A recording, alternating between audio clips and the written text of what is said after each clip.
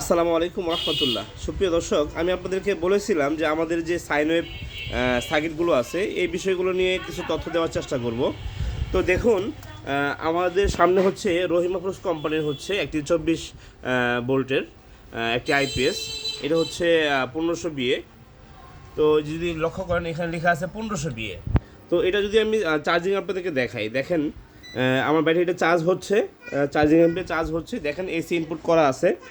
তো এটা আমি দেখাবো যে পার্থক্যটা দেখেন। আমি এই চার্জিংটা বন্ধ করে দিলাম। এখন আপনি যদি লক্ষ্য করেন তাহলে এখানে হচ্ছে এখানে হচ্ছে 228 ভোল্ট। এটা এটা হচ্ছে 50 হার্জ সামথিং কিছু কম।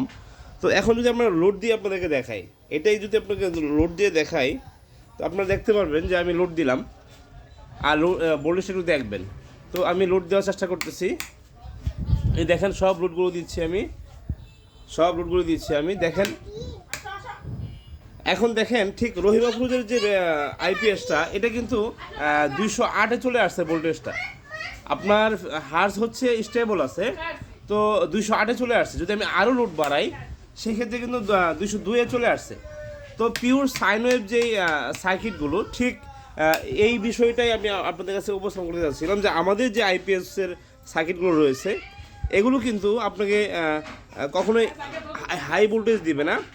সম্পূর্ণ লোড দিলে কিছুটা ভোল্টেজ ড্রপ করবে। এই হচ্ছে আমাদের সাইন ওয়েভ এবং কি রহিমাফরোজ কোম্পানির যেই সার্কিটটা রয়েছে ঠিক সেম ক্যাটাগরিতে আমাদের সাইন ওয়েভগুলো কাজ করে। তো মোটামুটি আজকে একটু ধারণা দেওয়ার চেষ্টা করলাম, যেহেতু আমার হাতে এই কাজে আসছিল, তো তাই আপনাদেরকে ধারণা দেওয়ার চেষ্টা করলাম ইনশাল্লাহ। তো সবাই আশা করি আমার পাশেই থাকবেন। আর নতুন নতুন কোনো আপডেট পেতে আপনারা আমার চ্যানেলটি সাবস্ক্রাইব করে রাখবেন। সকলে ভালো থাকবেন। আসসালামু আলাইকুম ওয়া রাহমাতুল্লাহ।